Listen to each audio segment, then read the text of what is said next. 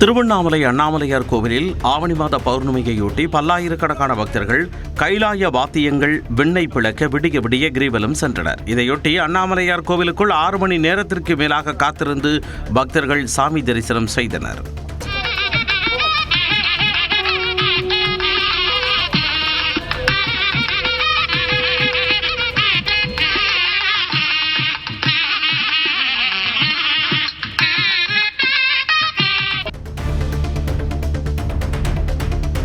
நாகை மாவட்டம் வேளாங்கண்ணி பேராலயத்தில் ஆண்டு திருவிழா நாளை தொடங்குவதை முன்னிட்டு தேவாலயம் முழுவதும் இரவில் வண்ண விளக்குகளால் ஜொலித்தது. விழாவில் பங்கேற்பதற்காக தமிழகம் மட்டுமின்றி வெளிமாநிலங்கள் மற்றும் வெளிநாடுகளில் இருந்தும் பல்லாயிரக்கணக்கான பக்தர்கள் வேளாங்கண்ணிக்கு வந்த வண்ணம் உள்ளனர்.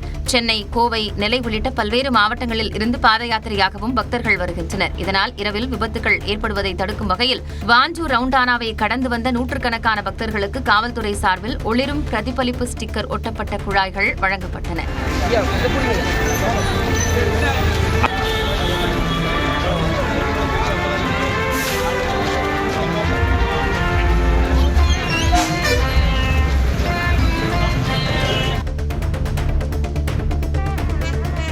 ஆவணி மாத பௌர்ணமியையொட்டி உலக புகழ்பெற்ற தஞ்சை பெருவுடையார் கோவிலில் ஆயிரக்கணக்கான பக்தர்கள் கிரிவலம் சென்று வழிபாடு நடத்தினர். நேற்று மாலை 4 மணிக்கு மராட்டா நுழைவு வாயிலில் உள்ள விநாயகர் சன்னதியில் சிறப்பு பூஜைகள் செய்யப்பட்டு அங்கிருந்து தென் கைலாய வலம் தொடங்கியது. சண்டை மேளம் இசைக்க ருத்ராட்சத்தால் ஆன சிவலிங்கத்தை சிவனடியார் தலையில் சுமந்து செல்ல அவரைத் தொடர்ந்து பக்தர்கள் தென் திருக்கைலாய பாதையில் ஓம் நமச்சிவாய என உச்சரித்தவாறு வலம் வந்தனர்.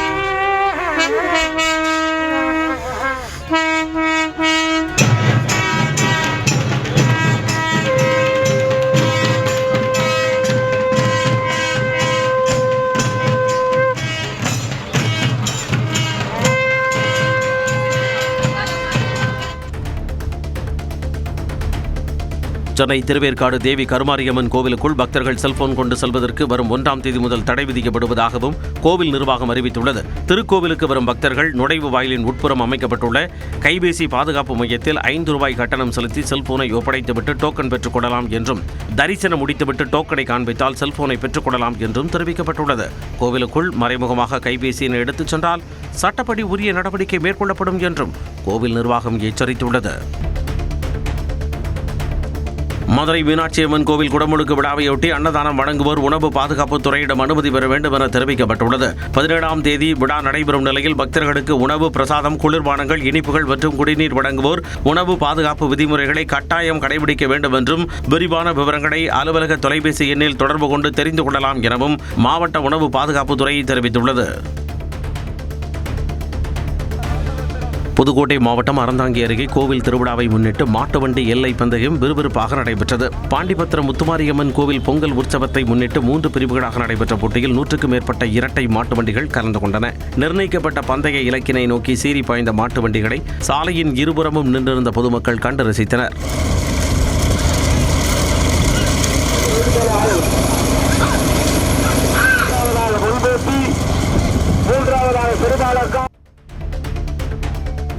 புதுக்கோட்டை திருச்சி தேசிய நெடுஞ்சாலையில் சிப்காட் அருகே டாரஸ் டிப்பர் லாரி திடீரென தீப்பற்றி எரிந்ததால் பரபரப்பு ஏற்பட்டது. மேட்டுப்பட்டி பகுதியில் கிரஷர் மண்ணை இறக்கிவிட்டு சிப்காட் நோக்கி சென்றபொழுது பேட்டரியில் ஏற்பட்ட மின்கசிவு காரணமாக லாரியின் முன்பகுதியில் திடீரென தீப்பிடித்தது. ஓட்டுநர் பாக்கியராஜ் உடனடியாக லாரியை ஓரமாக நிறுத்தி கீழே இறக்கியதால் நல்வாய்ப்பாக உயிர் தப்பினார். சம்பவ இடத்திற்கு விரைந்து வந்த தீயணைப்பு வீரர்கள் மணமணவென எரிந்த தீயை கட்டுப்படுத்தினர். சென்னை வில்லிவாக்கத்தில் தனியார் மருத்துவமனையில் பிறந்து 2 நாட்களை ஆன பச்சிளம் பெண் குழந்தை விற்பனை செய்யப்பட்ட வழக்கில் 7 பேர் கைது செய்யப்பட்டுள்ளனர். கொடுங்கையூரைச் சேர்ந்த பவித்ரா என்பவரின் குழந்தை விற்பனை செய்யப்பட்டது குறித்து தனியார் மருத்துவமனையின் மருத்துவர், இடைத்தரகர் உட்பட 7 பேர் மீது வழக்கு பதிவு செய்து 7 பேரையும் நீதிமன்றத்தில் ஆஜர்படுத்தினர். குடித்தலை அருகே கள்ளை கிராமத்தில் அமையவிருக்கும் மருத்துவக் கழிவு சுத்திகரிப்பு நிலையத்திற்கு கிராம மக்கள் எதிர்ப்பு தெரிவித்தனர். மாவட்ட நிர்வாகமும் மாசு கட்டுப்பாட்டு வாரியமும் இணைந்து நடத்திய கருத்து கேட்பு கூட்டத்தில் பங்கேற்ற மக்கள் மருத்துவக் கழிவு சுத்திகரிப்பு நிலையம் வேண்டாம், வெளியேறுங்கள் என முழக்கமிட்டதால் பரபரப்பு ஏற்பட்டது.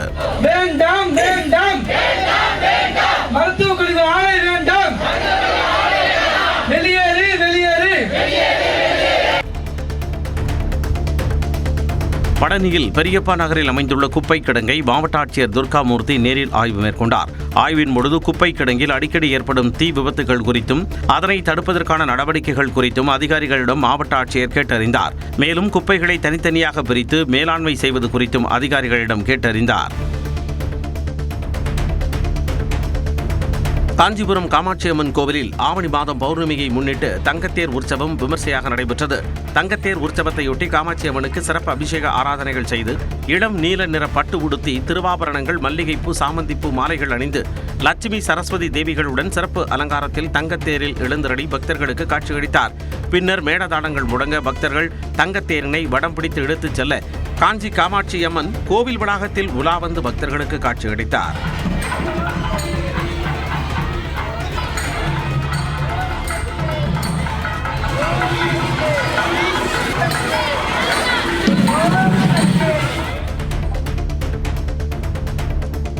திருவாரூரில் 16 வயது சிறுமியை பாலியல் வன்கொடுமை செய்த இளைஞருக்கு 38 ஆண்டுகள் சிறை தண்டனை விதித்து மாவட்ட மகளிர் நீதிமன்றம் தீர்ப்பளித்துள்ளது. திருவாரூரைச் சேர்ந்த சுபஹான் அலி கடந்த 2021ஆம் ஆண்டு 16 வயது சிறுமியை பாலியல் வன்கொடுமை செய்ததாக போக்சோ சட்டத்தின் கீழ் கைது செய்யப்பட்டார். இந்த வழக்கு விசாரணை திருவாரூர் மாவட்ட மகளிர் நீதிமன்றத்தில் நடைபெற்று வந்த நிலையில் சுபஹான் அலிக்கு 38 ஆண்டுகள் சிறை தண்டனையும் 23,300 ரூபாய் அபராதமும் விதித்து நீதிபதி தீர்ப்பு வழங்கினார். தஞ்சை மாவட்டம் ஆடுதுறை பெருமாள் கோவில் கிராமத்தில் இடுகாடு வசதி ஏற்படுத்தி தர வேண்டும் என கிராம மக்கள் கோரிக்கை விடுத்துள்ளனர். ஆடுதுறை பெருமாள் கோவில் பகுதியில் இறந்தவர்களை அடக்கம் செய்ய சரியான மயான வசதி இல்லாததால் ஏற்கனவே அடக்கம் செய்யப்பட்ட இறந்தவர்கள் உடல் மீது ஒன்றன் பின் ஒன்றாக வைத்து அடக்கம் செய்ய வேண்டிய அவல நிலை இருப்பதாக கிராம மக்கள் வேதனை தெரிவிக்கின்றனர். சரியான சாலை வசதி இல்லாத காரணத்தாலும், மயான வசதி இல்லாத காரணத்தாலும் பொதுமக்களும் மற்றும் இறந்தவர்கள் ஒன்றன் மேல் ஒன்றாக உடல்களை சரியான மயான வசதி இல்லாத காரணத்தால் இறந்த உடல்களை ஒன்றன் மேல் ஒன்றாக புதைக்கப்படும் ஒரு அவல நிலை ஏற்பட்டுள்ளது. இதை அரசுக்கு ஒரு கோரிக்கை வைக்கிறோம். நேபாளத்தில் உயிரிழந்த ஒரு ஆன்மா சாந்தியடைய வேண்டி தருமபுர ஆதீனத்தில் கூட்டு பிரார்த்தனை நடைபெற்றது. நேபாளத்தில் இயற்கை பேரிடரில் சிக்கியவர்கள் நலமுடன் திரும்பவும் உயிரிழந்தவர்களின் ஆன்மா சாந்தியடையவும் வேண்டி மயிலாடுதுறை தருமபுரம் ஆதீனத்தில் ஆதீனகர்த்தர் முன்னிலையில் கூட்டு பிரார்த்தனை நடைபெற்றது.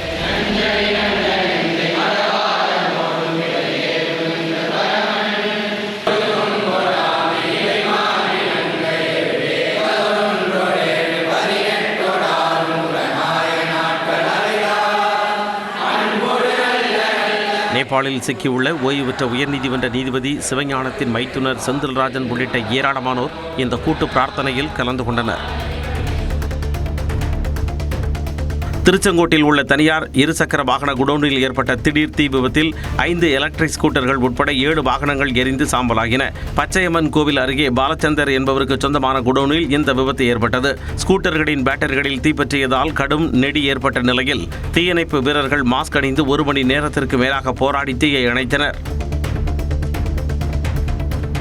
செங்கல்பட்டு மாவட்டம் மறைமலை நகர் அருகே தொடர் இருசக்கர வாகன திருட்டில் ஈடுபட்ட ஏசி மெக்கானிக் கைது செய்யப்பட்டார். மறைமலை நகர் ரயில் நிலையம் மற்றும் அதன் சுற்றுவட்டார பகுதிகளில் கடந்த சில நாட்களாக தொடர்ந்து இருசக்கர வாகனங்கள் மாயமாகி வந்தன. இதையடுத்து அப்பகுதிகளில் இருந்த சிசிடிவி காட்சிகளை கைப்பற்றி ஆய்வு செய்த காவலர்கள் கூடுவாஞ்சேரியைச் சேர்ந்த ஏசி மெக்கானிக் கேசவன் என்பவரை பிடித்து விசாரித்தனர். விசாரணையில் அவர் பல்வேறு பகுதிகளில் இருசக்கர வாகனங்களை திருடி விற்றது தெரியவந்தது. இதையடுத்து அவரை கைது செய்த காவலர்கள் அவரிடம் இருந்து 6 இருசக்கர வாகனங்கள் மற்றும் ஒரு செல்போன் ஆகியவற்றை பறிமுதல் செய்தனர்.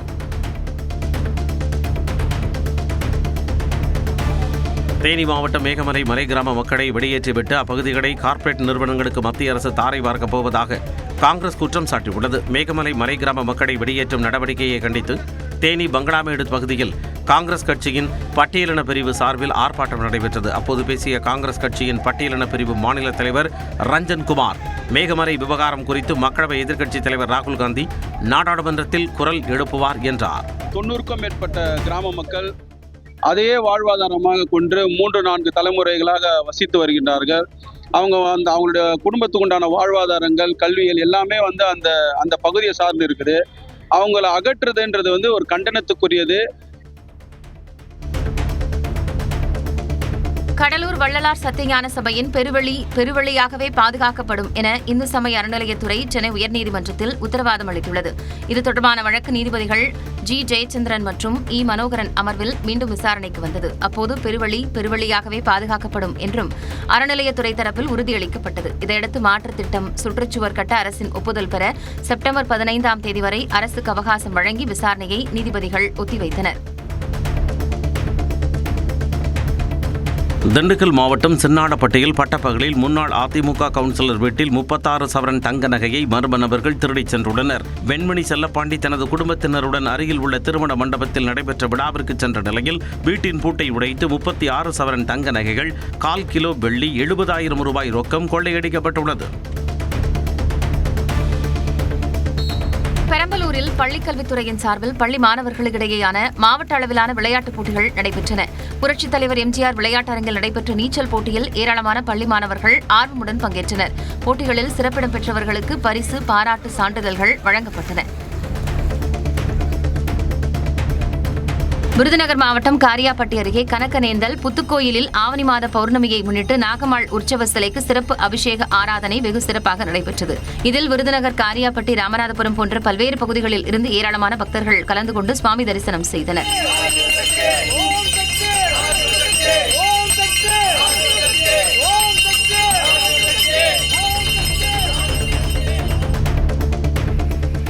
திருவள்ளூரில் புதிதாக திறக்கப்பட்ட பேருந்து நிலையத்திற்கு செல்லும் பாதையில் போதிய திருவிளக்குகள் இல்லாததால் அந்த பகுதியே இரவில் மூழ்கி கிடக்கிறது. இதனால் பேருந்து நிலையத்திற்கு வரும் வாகனங்களின் வெளிச்சம் மற்றும் நிலவு வெளிச்சத்தில் பயணிகள் நடந்து பேருந்துகளில் ஏறி பயணிக்க வேண்டிய நிலை ஏற்பட்டுள்ளது. இதனை போக்க நகராட்சி நிர்வாகம் நடவடிக்கை எடுக்க வேண்டும் என்று பயணிகள் வலியுறுத்தியுள்ளனர். சிவகங்கை மாவட்டம் திருப்பத்தூர் அருகே தேரேந்தல்பட்டியில் அமைந்துள்ள தனியார் பள்ளி மாணவர்கள் ரக்ஷாபந்தன் விழாவை முன்னிட்டு பள்ளி வளாகம் மற்றும் பறவைகள் சரணாலயத்தில் உள்ள மரங்களுக்கு ராக்கி கயிறு கட்டி வினோதமாக கொண்டாடினர். மரங்களோடும் இயற்கையோடும் சகோதரத்துவத்துடன் இருப்போம் என உறுதிமொழி எடுத்துக் கொண்டனர்.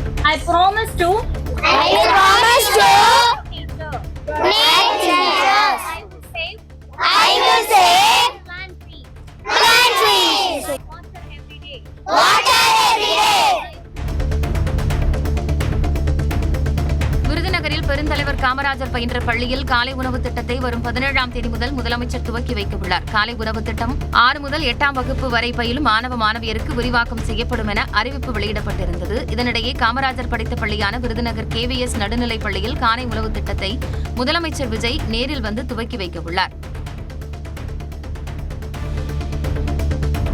நேபாளத்தில் ஏற்பட்ட வெள்ளத்தில் உயிரிழந்தோரின் ஆன்மா சாந்தியடைய வேண்டி காஞ்சிபுரம் காமாட்சியம்மன் கோயிலில் ராஜகோபுரத்தில் மோட்ச தீபம் ஏற்றப்பட்டது. நேபாள பெருவெள்ளத்தில் சிக்கி 300க்கும் மேற்பட்டோர் உயிரிழந்தனர். அவர்களது ஆன்மா சாந்தியடைய வேண்டியும் பேரிடரில் காயமடைந்த மக்கள் குணமடைய வேண்டியும் காமாட்சியம்மன் கோயில் கிழக்கு ராஜகோபுர நுழைவு வாயிலில் மோட்ச தீபம் ஏற்றப்பட்டது.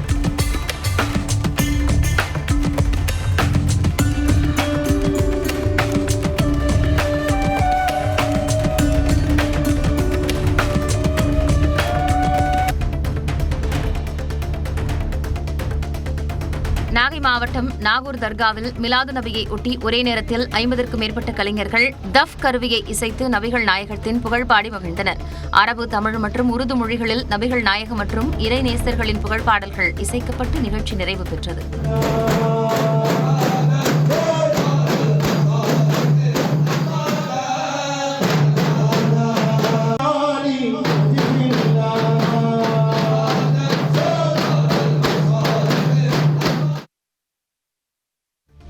தனக்கோ தனது உறவினர்களுக்கோ பரந்தூர் பகுதியில் 1 சென்ட் நிலம் கூட கிடையாது என்றும் அப்படி இருக்கிறது என்று நிரூபித்தால் இலவச நிலம் அளிப்பதாகவும் G2 நிறுவனர் மற்றும் நிர்வாக இயக்குனர் பாலா ராமஜெயம் தெரிவித்துள்ளார். சென்னை ஆழ்வார்பேட்டையில் செய்தியாளர்களை சந்தித்த அவர் தனக்கும் சபரீசனுக்கும் தொடர்பு இருக்கிறது என நிரூபித்தால் 50% பங்குகளை கொடுப்பதாகவும் அவர் தெரிவித்தார். எப்பெல்லாம் இந்த கம்பெனிக்கும் மிஸ்டர் சபரீசன் சாருக்கும் சபரீசன் சார் கம்பெனின்னு கேட்கறனோ அப்பெல்லாம் எப்படி இருக்குன்னா என் பிள்ளைங்களுக்கு யாரோ அப்பான்னு சொல்ற மாதிரி. செங்கல்பட்டில் வங்கி தொழிற்சங்கங்களின் கூட்டமைப்பின் சார்பில் பல்வேறு கோரிக்கைகளை வலியுறுத்தி வங்கி ஊழியர்கள் போராட்டத்தில் ஈடுபட்டனர். வாரத்தில் 5 நாட்கள் மட்டும் வேலை, அனைத்து சனிக்கிழமைகளும் விடுமுறை, PLI எனப்படும் உற்பத்தியுடன் இணைக்கப்பட்ட ஊக்கத்தொகை அனைவருக்கும் சமமாக வழங்கிட வேண்டும் என்பன உள்ளிட்ட பல்வேறு கோரிக்கைகளை வலியுறுத்தி வங்கி தொழிற்சங்கங்களில் கூட்டமைப்பினர் ஆர்ப்பாட்டத்தில் ஈடுபட்டனர். ஒப்புக்கொண்டபடி PLI வழங்காததை கண்டிக்கின்றோம். தமிழ்நாட்டிற்கு பாதிப்பை ஏற்படுத்தும் தொகுதி மறுவரையறை சட்டத்திற்கு எதிராக சட்டமன்றத்தில் கொண்டுவரப்பட்ட தீர்மானத்தை திமுக ஆதரித்ததற்கு பாராட்டுகள் தெரிவித்துக் கொள்வதாக முன்னாள் மத்திய நிதியமைச்சர் ப. சிதம்பரம் தெரிவித்துள்ளார். நாடாளுமன்ற குளிர்கால கூட்டத்தொடரில் நடந்தது என்ன என்ற விளக்க உரை சென்னை குரம்பேட்டையில் தனியார் திருமண மண்டபத்தில் நடைபெற்றது. இதில் முன்னாள் மத்திய நிதியமைச்சர் ப. சிதம்பரம், காங்கிரஸ் மாநிலங்களவை MP பிரவீன் சக்கரவர்த்தி, VCK MP ரவிக்குமார் ஆகியோர் கலந்து கொண்டனர். கூட்டத்தில் பேசிய ப. சிதம்பரம், தொகுதி மறுவரையறை சட்டத்திற்கு எதிராக தமிழ்நாடு முதலமைச்சர் கூட்டிய கூட்டத்தில் திமுக கலந்து கொள்ளாதது தனக்கு வருத்தத்தை அளித்ததாக கூறினார். மதுரை மாவட்டம் பரிச்சியூர் அருகே மதுபோதையில் தவறாக நடக்க முயன்ற மகனை அடித்து கொலை செய்து வீட்டின் பின்புறம் புதைத்த தாய் கைது செய்யப்பட்டார். மேட்டுப்பட்டியைச் சேர்ந்த ஐயம்மாள் கணவரை இழந்த நிலையில் மகன் ராஜாவுடன் வசித்து வந்தார். இந்த நிலையில் கடந்த 3 மாதங்களுக்கு முன்பு ராஜா மதுபோதையில் தாய் ஐயம்மாளிடம் தகராறு செய்து தவறாக நடக்க முயன்றதாக கூறப்படுகிறது. இதனால் ஆத்திரமடைந்த ஐயம்மாள் மகன் ராஜாவை கம்பியால் அடித்து கொலை செய்து வீட்டின் பின்புறம் புதைத்துள்ளார். ராஜாவை காணவில்லை என அக்கம்பக்கத்தினர் சந்தேகமடைந்த நிலையில் கிராம நிர்வாக அலுவலகத்திற்கு சென்று தனது மகனை கொலை செய்ததாக ஐயம்மாள் கூறினார். இதையடுத்து அவர் கைது செய்யப்பட்டார்.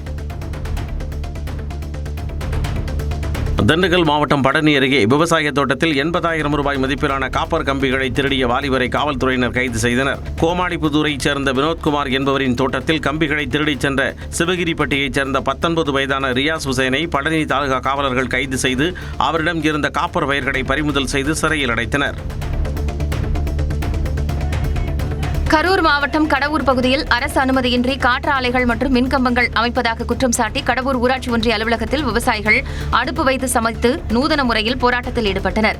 அரசின் உரிய அனுமதியின்றி விவசாய நிலங்களில் உள்ள மரங்களை அகற்றி மின்கம்பங்கள் அமைக்கப்படுவதாக தெரிவித்தனர். விதிமீறல்கள் தொடர்பாக அதிகாரிகள் விசாரணை நடத்த வேண்டும் என்றும் போராட்டத்தில் ஈடுபட்டவர்கள் வலியுறுத்தினர். சென்னையை அடுத்த திருவேற்காட்டில் வீடு புகுந்து பெண்ணை தூய்மை பணியாளர் கொலை செய்த வழக்கில் தலைமறைவாக இருந்த முக்கிய குற்றவாளியை போலீசார் கைது செய்தனர். அன்னலட்சுமி நகர் பகுதியில் வசித்து வந்த 55 வயதான ஹேமாவதியின் வீட்டிலிருந்து 3 சவரன் தங்க நகைகளை கொள்ளையடித்த மர்ம நபர்கள் முகத்தில் தலையணையால் அமுக்கி கொலை செய்திருப்பது தெரியவந்துள்ளது. போலீசார் தனிப்படைகள் அமைத்து கொலையாளிகளை தேடி வந்த நிலையில் ஏற்கனவே நிதிஷ் என்பவர் கைதானார். தற்போது முக்கிய குற்றவாளியான ஆகாஷ் கைது செய்யப்பட்டுள்ளார்.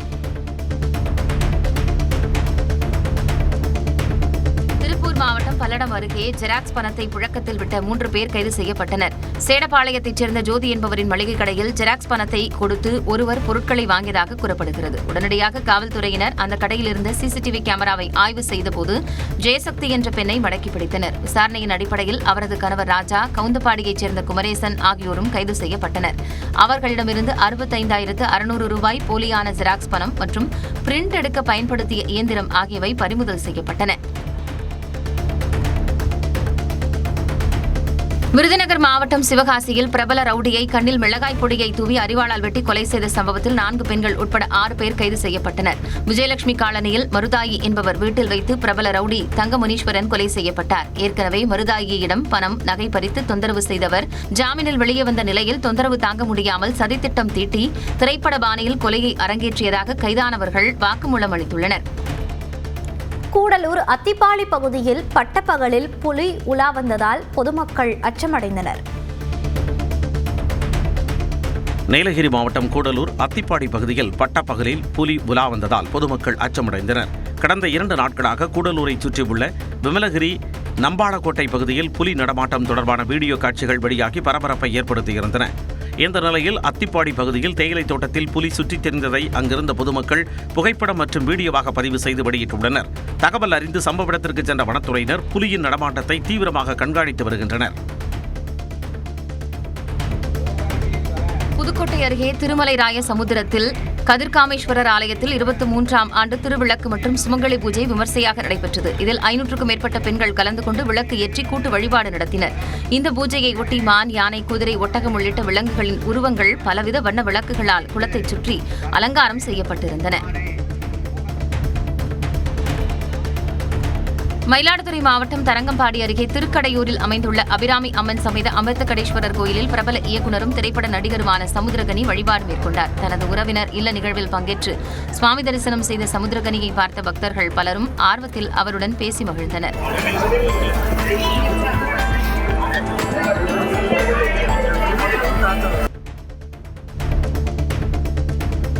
திருச்சி மாவட்டம் மணப்பாறை அருகே நகைப்பட்டறையில் சிலிண்டர் வெடித்து சிதறியதால் பரபரப்பு ஏற்பட்டது.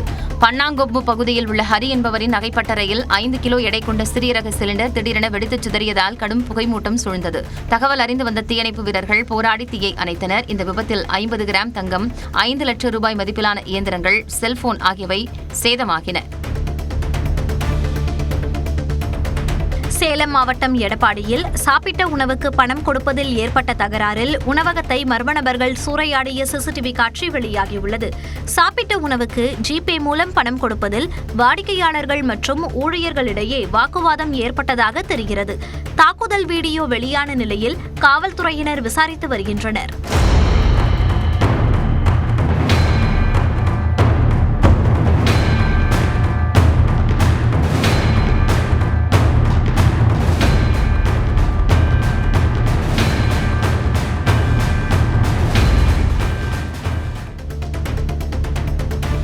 தமிழ்நாட்டின் 2வது மிகப்பெரிய மீன்கள் கண்காட்சி மற்றும் பொழுதுபோக்கு அரங்கம் கோவையில் தொடங்கப்பட்டுள்ளது. அவினாசி சாலை சின்னியம்பாளையம் பகுதியில் கோயம்புத்தூர் அக்வா பார்க் என்ற பெயரில் அமைக்கப்பட்டுள்ள மீன்கள் கண்காட்சி மற்றும் பொழுதுபோக்கு அரங்கில் 100க்கும் மேற்பட்ட கடல் மீன்கள், டேம் மீன்கள் காட்சிப்படுத்தப்பட்டுள்ளன.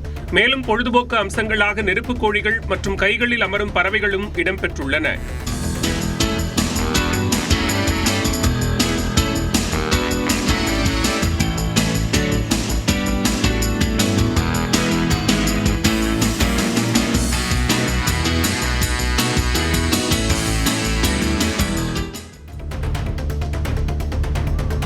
திருவண்ணாமலை மாவட்டம் ஆரணி அருகே சுடுகாட்டு பாதையை அரசு அதிகாரிகளுடன் ஆய்வு செய்து அதனை தாவேக்க எம்எல்ஏ ரீல்ஸாக வெளியிட்டது சலசலப்பை ஏற்படுத்தியுள்ளது.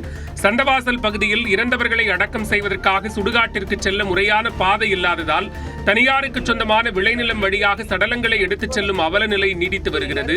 இந்நிலையில் அப்பகுதியை ஆய்வு செய்த போலூர் தாவேக்க சட்டமன்ற உறுப்பினர் அபிஷேக் அதனை ரீல்ஸாக தனது இன்ஸ்டா பக்கத்தில் வெளியிட்டுள்ளார்.